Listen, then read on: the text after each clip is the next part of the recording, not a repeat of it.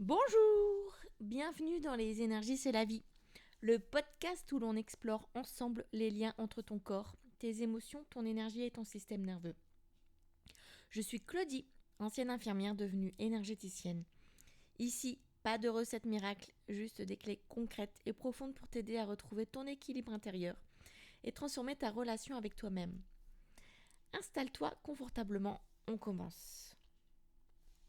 Aujourd'hui, j'ai envie de te partager une partie très personnelle de mon parcours, mon burn-out.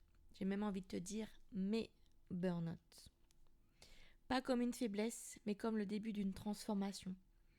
Parce que parfois, ce qu'on croit être une fin est en réalité le point de départ d'un nouveau chemin. À l'époque, j'étais infirmière. C'était un métier magnifique, mais aussi très exigeant. Avec un rythme effréné, des responsabilités énormes et cette pression constante de toujours vouloir et devoir être disponible, efficace et forte. Je donnais tout, mon énergie, mon temps, ma santé, mais je n'écoutais pas les signaux que mon corps m'envoyait. Les insomnies, la fatigue accumulée, cette sensation de marcher en permanence sur un fil. Je pensais que c'était normal, que ça faisait partie du métier.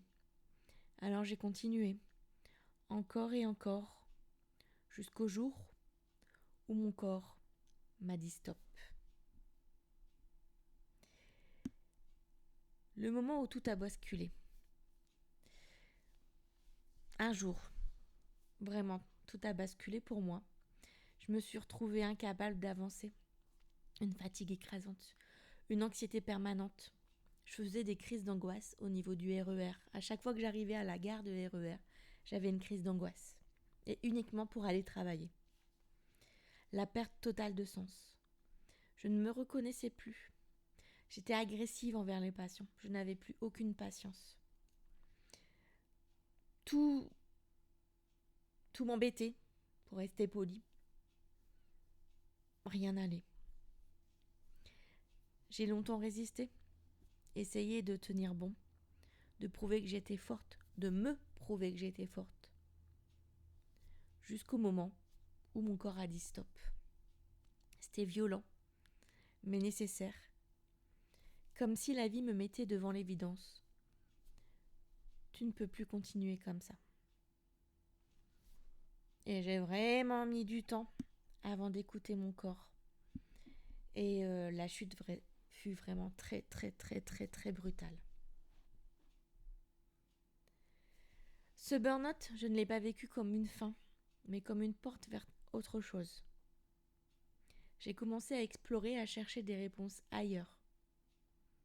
C'est là que j'ai découvert les soins énergétiques.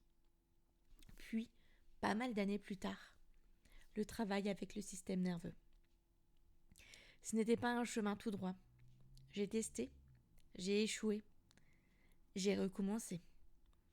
Mais à chaque pas, je me rapprochais un peu plus de qui je suis vraiment.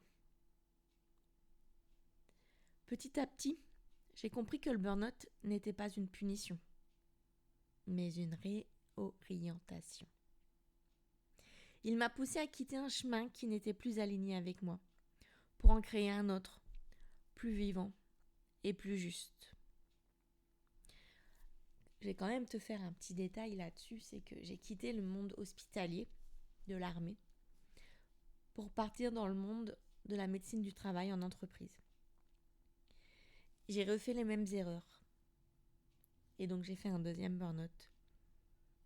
Et là j'ai compris vraiment qu'il était temps de changer d'orientation.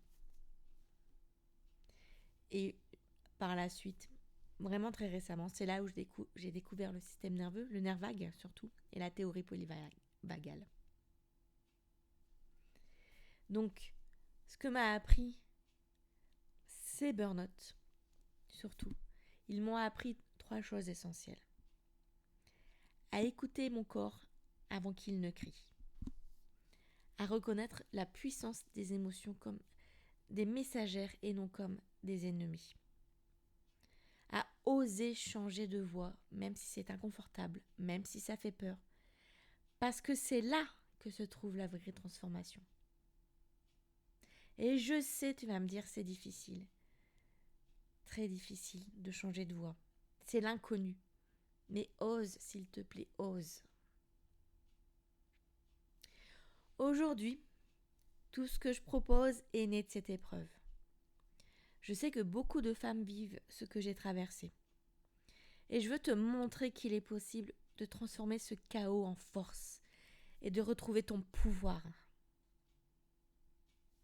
Dans les prochains épisodes, on ira plus loin ensemble avec la théorie polyvagale et les soins énergétiques pour comprendre concrètement comment ils peuvent changer ta vie. Merci d'avoir écouté cet épisode de Les énergies, c'est la vie. Si ce partage t'a parlé, tu peux retrouver toutes mes offres et ressources sur mon site internet lesénergiescestlavie.com. Et si tu veux soutenir ce podcast, laisse un avis ou partage-le autour de toi. On se retrouve très bientôt pour un nouvel épisode. D'ici là, prends soin de ton énergie. Prends soin de toi. À bientôt!